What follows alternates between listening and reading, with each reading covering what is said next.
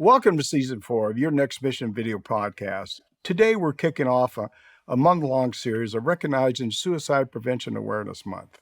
Throughout the month of September, we'll bring light on some of the challenges our military community face that could lead them to taking their own life. Today's episode focuses on USA-led Face to Fight campaign and one of the campaign's founding partners, Reach Resilient and Endeavor Foundation. Face to Fight is a coalition of nonprofit and corporate organizations joining together to break the stigma surrounding suicide in the military community. It's a hugely important topic for all of us. So stick around. We'll be right back.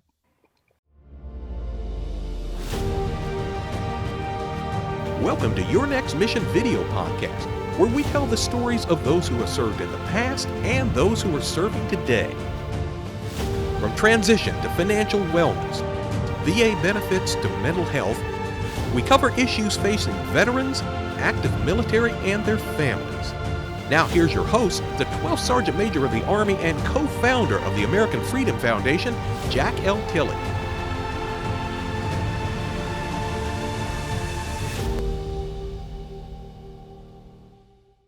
Hello out there, warriors past and present, and your families, and thank you for your service to our great country. Now, before we get started, I personally want to thank our presenting sponsors, Navy Federal Credit Union, Purdue Global, and USAA for making Your Next Mission happen. They love our veterans and families, and I'm going to say it every week, we love them too. As I said earlier, we have a great show today, focusing on mental health challenges in our military community. And I'm so excited to introduce Major General Retired Alfred K. Flowers, mental health advocate, board chairman of Reach Resilience and Endeavors Foundation. As a founding partner of the Face to Fight, Reach Resilience has committed $25 million to the effort of Endeavors.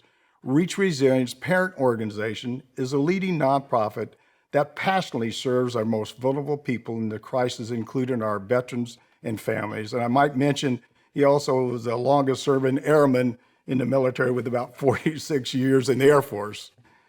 And Vice Admiral Retired John M. Byrd, Senior Vice President of Military Affairs at USAA. Welcome to the show. Well, thank you. It's great to be with you. And thanks for the opportunity to be on the show today. Thanks for what you're doing.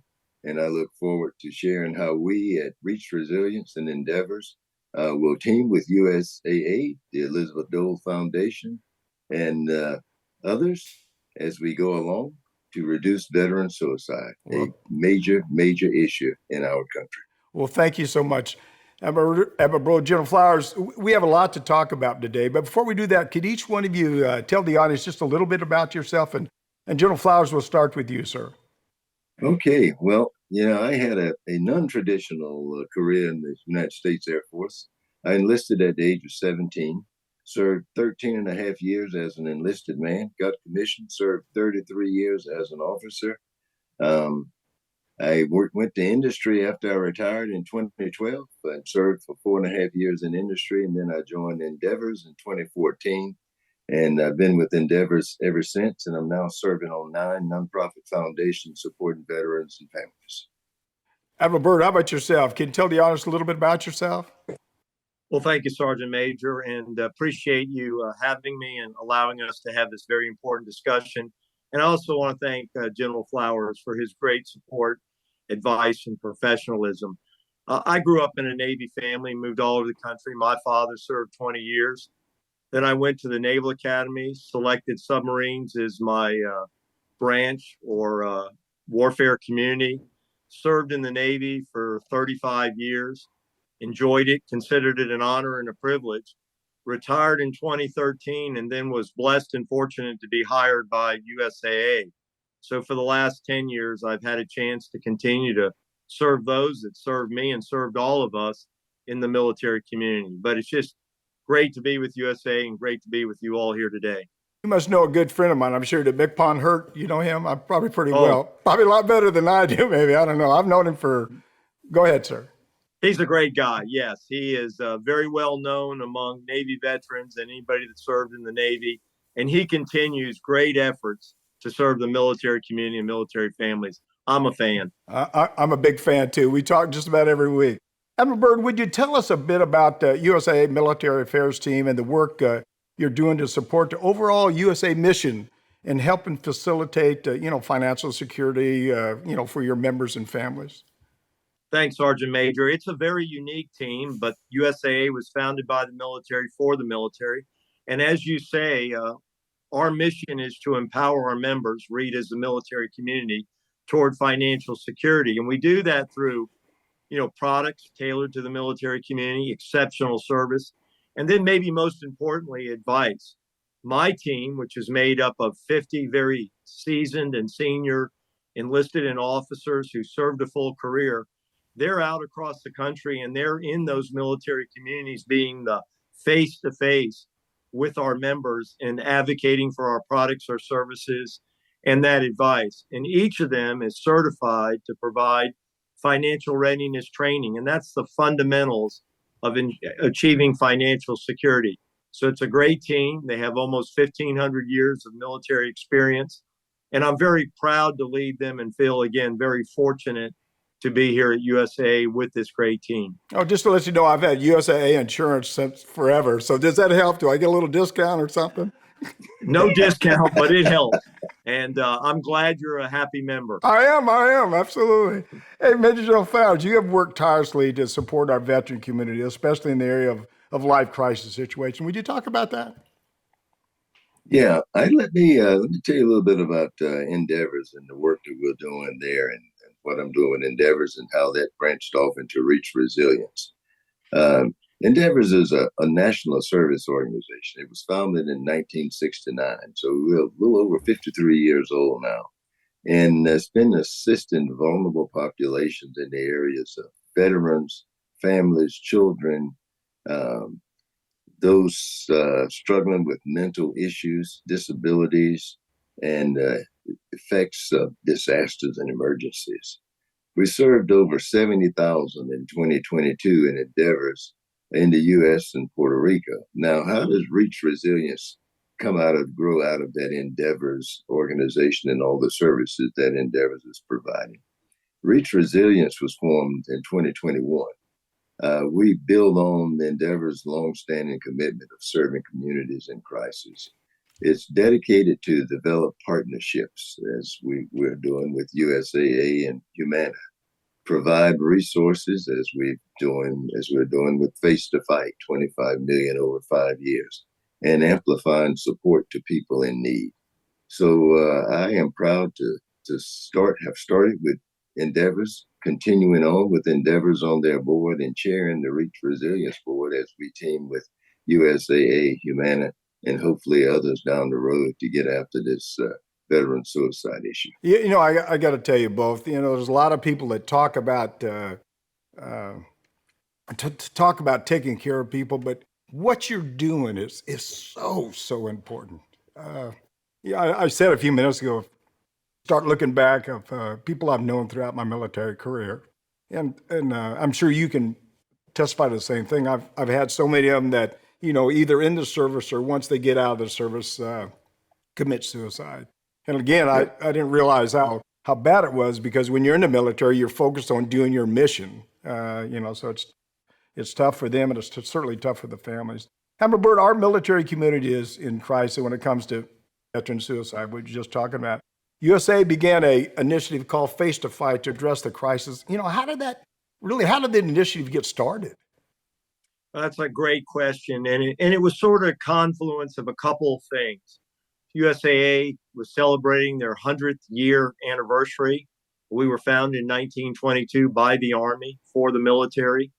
And we have a long history of not only providing products and services to help the military, but being advocates for the military through philanthropic gifts, through our corporate responsibility, things like veterans transition, military family resiliency, helping the wounded. And as we started to look and canvass our membership, our 13 million members, what came back to us, not surprising, is the number one concern was veteran suicide, as you just highlighted. And so we said, we can do something about this. And so over the last 12 to 18 months, we've, if you will, organized for success, collecting the smartest experts we could find, like-minded people like General Flowers and Endeavor, to see if we could start a program by which to tackle veteran suicide. And you're right, Sergeant Major, the magnitude it's horrendous. 120,000 veterans have committed suicide since 9/11. And to put that in perspective, which you all know, but for your audience, that's more than we lost in Vietnam, the Gulf War, Iraq, and Afghanistan. And if we don't stop it, by the end of this decade, there'll be 50,000 more lost veterans. So we formed this coalition. We felt like we were in the right position, given our, if you will, our background with corporate responsibility, people understanding what we're all about. Started this coalition with endeavors, reach resilience, Humana, and now we have 50 partners involved. And our long-term goal is by the end of the decade, rather than losing 50,000 more, cut the suicide rate of veterans in half. It's aspirational, but I think we can all agree it's a great goal. It's inspiring to me that we're doing it.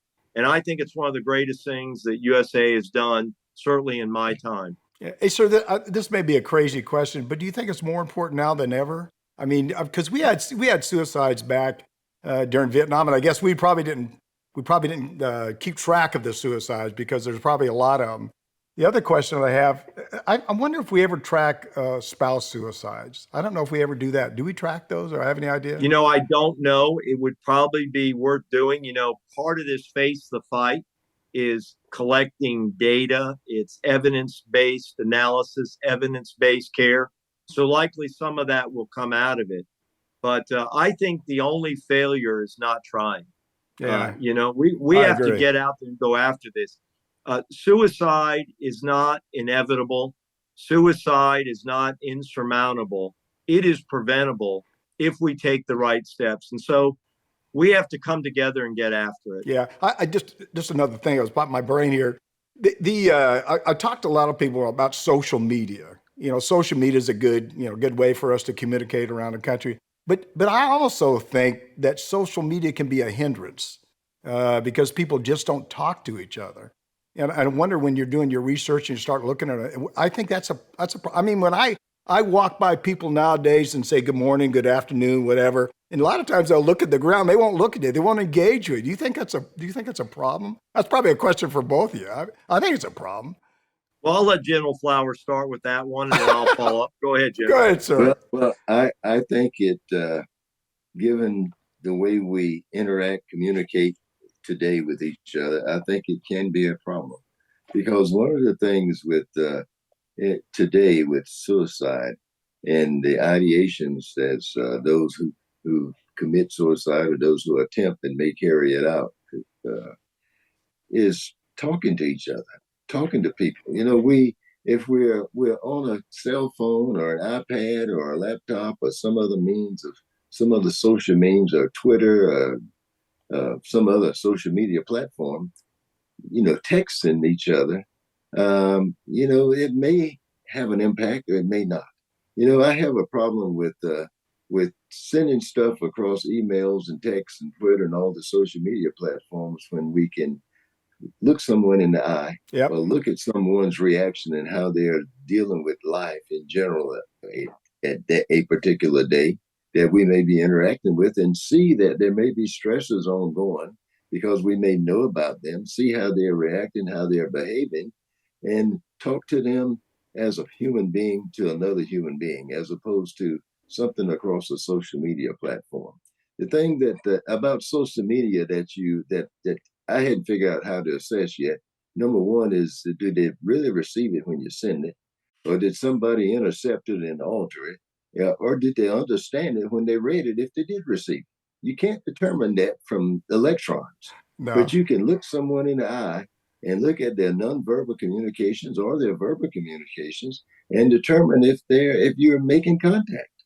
Social media, you may not be able to do that. Sir, you are so right, because all my time in the military, I spent a long time in the service, and I learned to read people, and I learned to understand we're not doing something or something's wrong with them, or they have an issue, or they're bothered by something just by their actions, and I think we just miss a lot of that stuff. Now, my brother, I think General Flowers probably covered all, but you want to add anything to that? Well, he did, and I couldn't agree more with what he said or what you added. I think social is a poor substitute for the human interaction, the face to face. And certainly, I think that's the way we're built. I think it's the way we're constructed. But I would say this, it's a bit of a double edged sword, because on the one hand, I like the opportunity to be able to text and reach out to a buddy and then follow up with a phone call or meet. I mean, orchestrating a meeting or a get together, 20, 30 years ago was a little bit more challenging. We used to talk about how you'd organize a meeting at the Pentagon in the 90s. And my gosh, was it hard. It's supposed today a group thing and you get everybody together. So I think social use right, like so many things, can be a powerful tool to connect, but it shouldn't be a substitute for meeting in person, for getting on the phone, for going out and sharing a drink with a buddy and catching up. So I kind of see it that way. So if you're sitting around the dinner table texting each other, that's a failure. But if the texting gets you to the dinner table, well, that's good. Yeah. Hey, That's right. hey, sir, Admiral, I was going to ask you a long-term mission on suicide prevention. What's your long-term mission for that? Well, like I said, the aspiration is to reduce the suicide rate among our veterans by half by 2030. But like I think and said is, the biggest thing we can do is raise awareness, make people understand how bad this problem is, and that it's fixable. The real failure will be if it loses momentum and it just becomes something else that goes away. So it's our job to continue to have the conversation and bring this collective coalition, public-private together to go after this really horrible problem that we shouldn't have. We have to help our veterans and their families overcome this challenge. Yeah. I guess the question is, why hasn't somebody else taken the lead like you're taking the lead now already? And why have we waited so long? Because we've known for a long time it's really bad, and there's a lot of things we've all talked about it, but we just haven't did anything. Do you have any idea why somebody hadn't jumped up like USAA? I don't know, but that's part of why we're jumping up now, because nobody has. And again, it's not just USAA, it's this coalition. And I think when we did the public announcement and General Flowers was there, I think the energy in the room was magnificent. The number of people, organizations that raised their hand and said, hey, we want to be there, we want to help, kind of goes to what you're saying. They realized we had overlooked, we hadn't been doing enough. And so I think there's a real appetite by noble, purpose-driven organizations to get behind this and get after this problem. I tell people all the time, bad things don't get better with time. They just get worse. And that's for sure. Go ahead, General Flowers. You want to say It's something? neither wine nor cheese, so it won't get better with time. but that, just to pile on just a little bit on this, I think there has been a thought process around the country that DOD and the VA is working this issue, and they will take care of it and solve it. Well, DOD and the VA and Health and Human Services are doing great things, and they've done some wonderful work, made great strides. But in what this Face to Fight is going to do, and where Reach Resilience is going to help, is it's going to provide resources, evidence-based resources, and evidence-based strategy to get after areas where availability may be expanded, accessibility may be expanded. There may be resources that's required by some veteran services organizations that are doing great things today, but may not have the resources to expand them to reach those that are outside the VA service. So that's one of the things I think Face to Fight will do. I know that in the Cohen clinics that we have in Endeavors, and we have 3 of them in Texas, in Killeen, El Paso, and San Antonio, expanding the availability of services, providing free services where there may be low-cost services that veterans may not be able to afford in families. And in the Cohen clinics, we not only see the member, but we see the significant other or spouses also. Oh, that's a I family. just share, I share one example with you. We had a lady came in and talked to us who whole family had PTSD and had tried to commit suicide. Oh my goodness. The member was being seen by the VA, but neither she nor her 2 children had seen anybody. and all of them had tried to commit suicide. Well, we took them all in at the clinic, and they were being helped. So I think availability of resources, expanding the services, provide more clinicians outside the VA, where making service more available. I think that would be a significant improvement. And if I could add to that, Yes, General sir. Flowers is exactly right. I would want to make the point that the VA and DOD are embracing this initiative.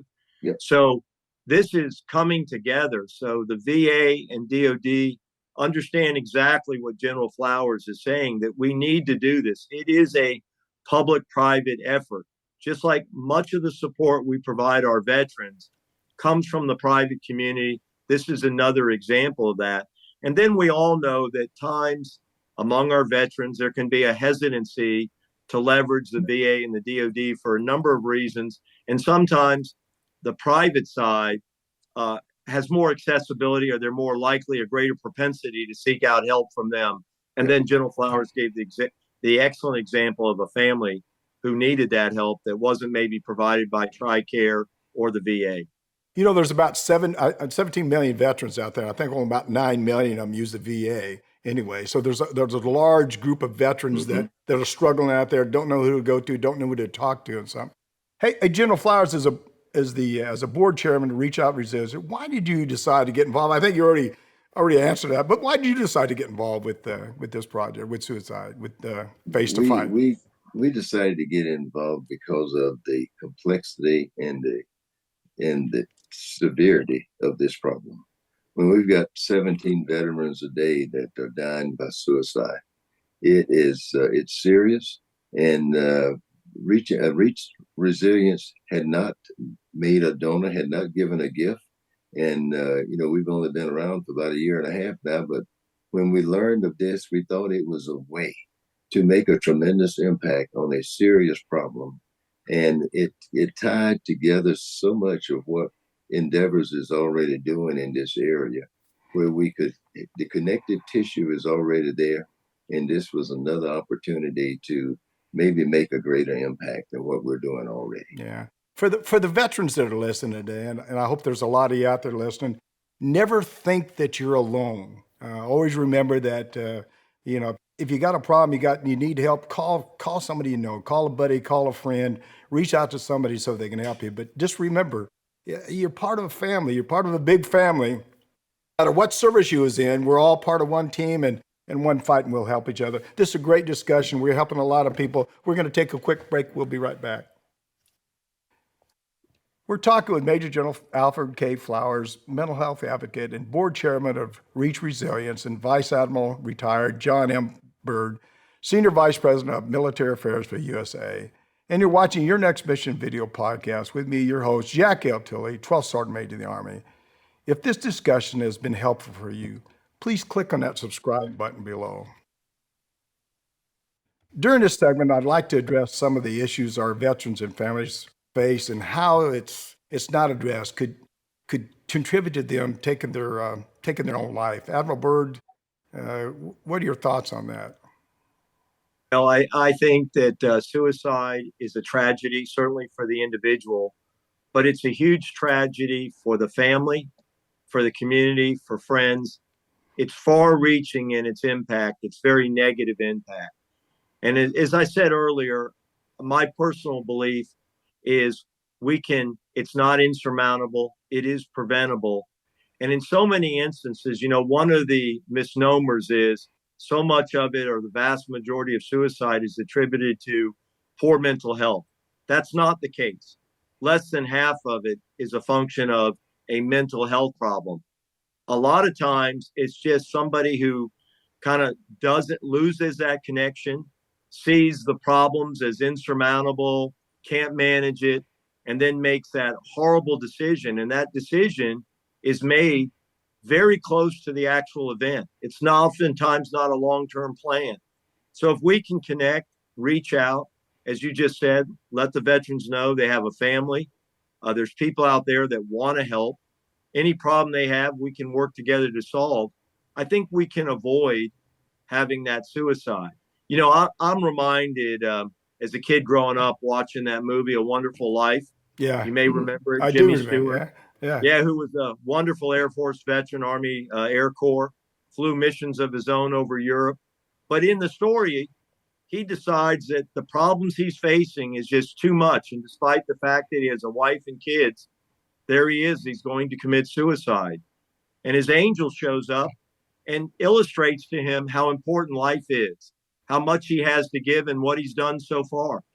I think that's a good model for all of us when we're talking to a buddy. Be their angel, talk to them, let them know all the things they've done. Hell, they serve their country, they have friends, they have family, they have a lot more to give, and that's what we need to do. Yeah, it's I tell I've told a lot of people this story, but I had a good friend a couple of years ago. He was a senior NCO in the Army, and I'd worked with him at a couple of different assignments, and so we was pretty close. But when you retire, you're sort of go out and do your own thing, go what you got to do, and I really didn't connect back with him, and probably I don't know, 10 years after we was out of the service, I found out that he had committed suicide, and I always thought, if I'd have reached out, I'd said something to him, would I have made a difference? I mean, I'll never know, but I think that's what veterans really got to do. I mean, I ask people, even on the show, we've asked them before to, once a week or once a month or a couple times a month, reach out to somebody you hadn't talked to for a while. You'd be surprised, how many people really need assistance or just need to talk to somebody that like them, that has the same kind of issues that they have. So it's important stuff. Yeah. Sergeant Major, if I could add one thing, absolutely. We all interact with folks all the time, every day of our lives, and sometimes in the evenings. And we work with folks, and if we know that someone has or experiencing stressors such as transitioning, financial, relationship, it's just a matter of being attentive, paying attention to what's going on around you, being a good wingman, and listening to your buddy, watching your buddy, your family, or your friend, and knowing that, hey, I see what's happening. I know that there's something going on there. I see something. I need to say something or perhaps do something. Maybe I can make a difference. Yeah, so I was just going to ask you that same question. I was going to ask you but that's good. I'm glad you brought it up because I mean, you really got to know if somebody's slipping or they're going to have a problem or you think they're having a problem or they're doing something out of the norm that you'd never seen them do before. Like somebody used to tell me if people start giving stuff away or just a lot of little things that you really don't think about. And then all of a sudden they're not there anymore. I tell you the other thing is knowing, talking to the spouse and letting the spouse be involved. Because you got to admit, now we're all married and we know our spouse knows us better than anybody else. And if we're messing up, she'll tell us we're messing up. That's for doggone sure. But is there anything else that you could think of that, somebody's sort of in a bad situation or maybe slipping a little bit that you ought to be looking for? Or do we get it? Go ahead. I think we pretty much nailed it. Yeah. Well, I would add that, we have to also be, despite what we said, attuned to the fact that it may be a bigger issue that's outside our capability. You will notice a problem and getting them to the right professional. And that's something else we're emphasizing. General Flowers mentioned the Cohen Veteran Network. There's others out there, other programs that will highlight as time goes on that are willing to give that very professional, medical, expert advice for those that need it, because sometimes it is just that, a mental health thing. So I think you have to recognize when it is just that connection and helping your buddy through it, and when it's you've got to help them to get advice. And then, Sergeant Major, you're right. Sometimes it may be that you have to get to the family to get the veteran or whoever to get that medical help. One of the things we talk about is the stigma. Some people have real difficulties seeking help for mental illness. We've got to help out there too. And that may take the whole family or a network of friends to get the individual to get that help. Yeah. One of the other things, and we'll take a break in just a second, but one of the other things is that we're trained, being in the military, especially for 46 years in the Air Force. I mean, we're trained to keep things to ourselves, to don't let anybody see that chink in your armor. Because as a general officer or, if you have a chink in your armor, you think you won't be promoted to the next level. And as a senior non-commissioned officer, the same thing. So we're trained to, those stresses and stuff, we'll sort of keep it to ourselves. And I don't know how I'm not sure there's a way you can break that unless you change the culture in the military. And maybe there has to be a bigger discussion about that. And I'm sure there is now anyway. Well, I think that's a great point. And it's, we have to let our troopers, our soldiers, sailors, airmen, Marines understand that taking care of their mental health is like taking care of their physical health. And if they're, if you got a broken arm, for goodness sake, you don't just keep pressing on. You get help, you get a cast. You've got to realize and understand when you're having that mental health issue that you need help. Not everybody. But again, I think that's where the team, your buddies, your family help you to see that you have an issue and you need to get, professional advice. But I think it's a valid point. Being tough doesn't mean being stupid. Yep. It means getting help when you need it. And when you don't need it, then be tough. I think there's a basic leadership Yep. piece of this. And that basic leadership piece is all of us as leaders have got to make sure that the folks that we lead, mentor, and advise understand that they can trust us. If they know that they can trust you, then they may be more willing to tell you when they have a problem and need that kind of help. If they don't think they can trust you because of the potential consequences of seeing someone in mental health clinic the way it used to be, you go to mental health, it could be the kiss of death because you lose your clearance. You lose your clearance, you may lose your job. You lose your job, you may lose your family, and it's just a snowball effect, and it rolls downhill. Yeah. But I think trust is a big issue here, and folks have got to know, one, that they can get help. Number two is they can trust their leaders to share with them that they need to go get help, and not worry about losing their job or losing their clearance or those kinds of things. The system has got to take care of us, mental health and professionally. So you're exactly right. So trust is a big one. You guys will remember that. I used to tell people that you lead either know you're real or Memorex. Probably the listeners out there probably don't know what that means, but it's true. If you're truthful about what you're saying and they trust you, they'll reach out to you. We're going to take another quick break. This is a great discussion. I'm sure a lot of people, we're going to help some people, and that's what our mission is today, is help just as many veterans that we can with any issues that they have. We got a lot more to talk about, so don't you go anywhere. We'll be right back. You're watching Your Next Mission video podcast. You're watching Your Next Mission video podcast, proudly presented by Navy Federal Credit Union, the most trusted credit union owned by members of the military community, serving all branches of the armed forces and their families. Their members are the mission. Learn more at NavyFederal.org. Purdue Global. You're ready for a comeback, and with Purdue Global, you can do more than take classes. You can take charge of your story, of your career, of your life. Earn a degree you can be proud of and get an education employers respect. Start your comeback at PurdueGlobal.edu. USAA. A promise is a trust not to be broken, whether spoken with an oath solemnly swear or sealed with a pinky. And after 100 years, we're still taking care of the military community and their families. That's our mission, always. Now back to your host, the 12th Sergeant Major of the Army, Jack L. Tilley.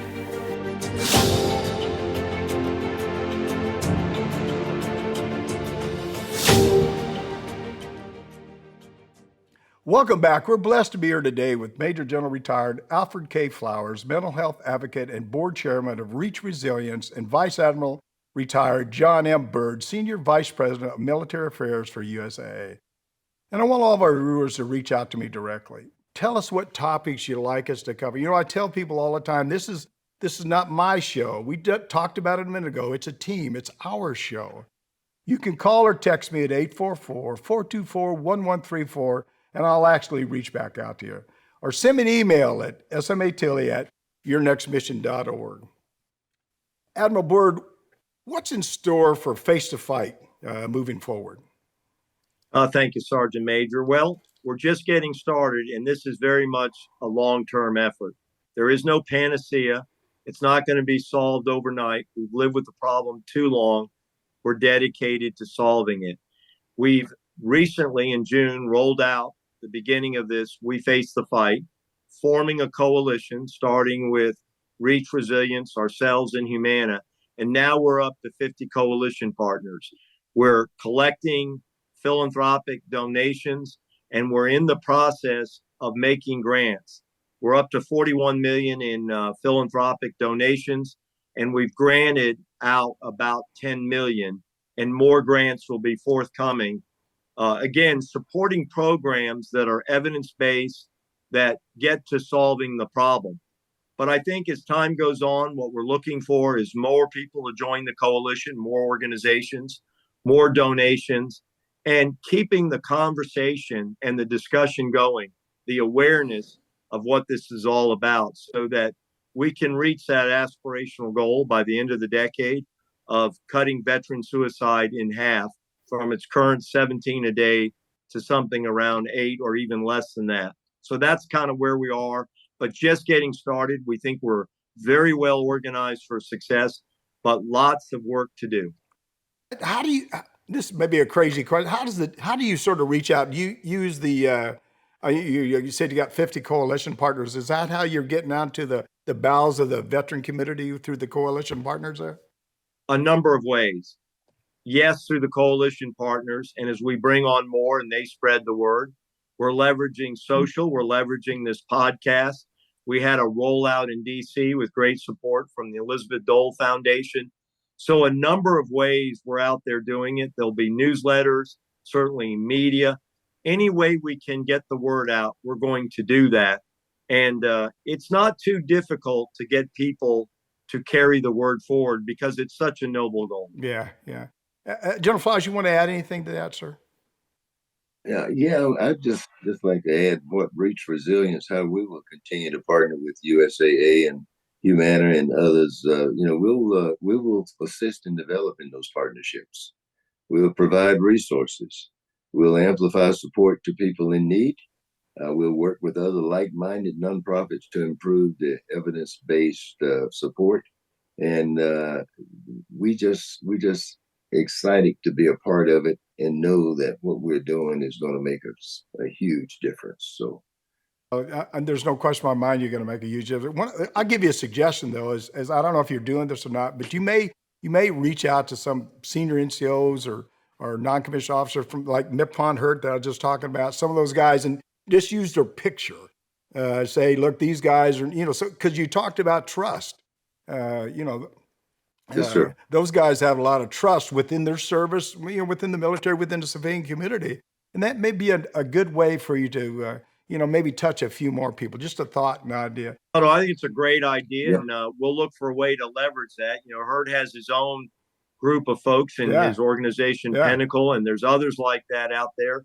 And certainly, as I said, all those folks would be dedicated to helping in this noble cause. Yeah. Well, just know that not just me, but this, our foundation, our podcast, we'll do whatever we can to help. Because you're right, this is something we all got to pull together and work together.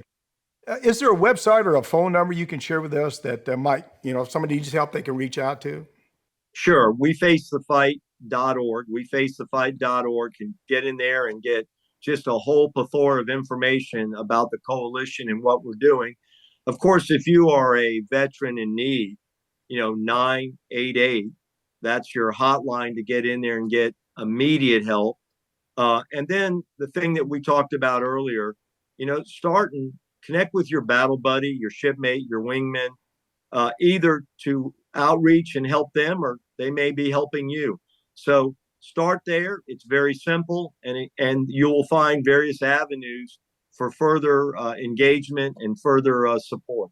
Yeah. What do you, this is another crazy thing that's popped up. You send bills for your, you got to pay your insurance or whatever. You ought to put a little note on there. It says something that says what you're doing. I mean, because it's a good way to get the information out to let people know exactly what you're doing. Because this is a I think you're going to see that we're going to have a lot of taglines, if you will, on our website and our mobile that advocates for this cause. Great. Well, first of all, let me tell both of you, this is such, like I said already, it's such an important subject for all of us. I tell people it doesn't matter if you're a private or a general, everybody has issues, everybody's got concern, everybody's got a family. But to together we're all one. And so we need to think that way when we're helping our veteran community. It's just so it's really so tough just to think about when you think about suicide. Any final thoughts? Anything you want to share with the audience? And General Flowers, we're starting. Anything we missed, General Flowers, you want to share with the audience?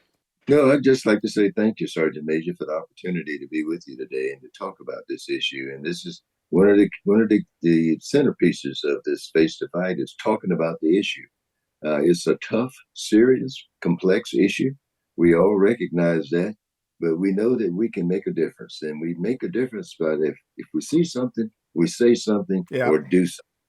We can all make a difference. So thank you very much for the opportunity to be on the show today, and we look forward to many, many more like this across the country and wherever we can to get the word out as we spread the word and make a difference. Absolutely. Admiral Byrd, how about yourself, sir?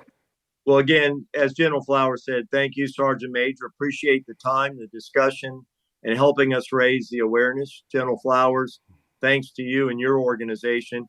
And I would just ask, as we've highlighted throughout the show, let's get the word out. Let's raise the awareness. Let's come together, coalition or friend of the coalition, to connect, reach out to our buddies, reach out to our friends, and start this effort and keep it going. Let's not lose the momentum. And thank you very much. Oh, God bless you. One team, sure. Stay together. Thank you. Thanks to Major General Retired Alfred K. Flowers and Vice Admiral Retired John M. Byrd for being with us today. I'm Jack L. Tilley, 12th Sergeant Major of the Army. You've been watching Your Next Mission video podcast, and thank you for watching today. Please visit our website at yournextmission.org and leave me a review. I always say I hope it's a good review, but if it's a bad one, I don't care, because this is for you. This is to help you any way we can. You can also visit our nonprofit and corporate partners where you can see all the jobs and services that are available that will assist you in your transition from the military. No, we want to assist you any way we can. I always like saying that twice. Please know we. You're not by yourself. Please know we want to assist you any way we can. You can follow me on all my personal social media pages, Facebook, Twitter, Instagram, YouTube, LinkedIn, and Rumble. If you enjoyed the discussion with Major General Retired Flowers and Vice Admiral Byrd, please like us. Click on that subscribe button below. And also, don't forget to click on the bell next to the subscribe button. We want to hear from you. Please leave me a message or send me a text at 844-424-1134 or send me an email at smatilley@yournextmission.org. Thanks again to Major General Retired Alfred K. Flowers and Vice Admiral Retired John M. Byrd for joining us today. It was just great having them on the show, and hopefully I can get through this. In preparation for the show, yesterday I sat down and I started doing some research about suicides. And it's unbelievable the amount of people that we lose every day. Every day, 132 Americans die by suicide. 1 every 11 minutes. As many as 22 suicides each day. Veterans. There's 1 suicide death for every 25 attempts. Suicide is the 3rd leading cause of death among Americans between the age of 15 to 24. If you're interested in learning more about Face to Fight, finding help, or join the fight, visit facetofight.org. Again, thanks for watching. This is so important for all of us.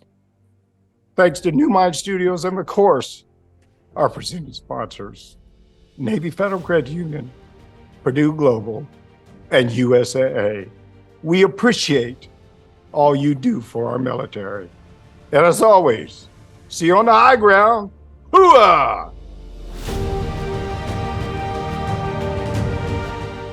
You've been listening to Your Next Mission, brought to you by the American Freedom Foundation. Learn more by visiting yournextmission.org.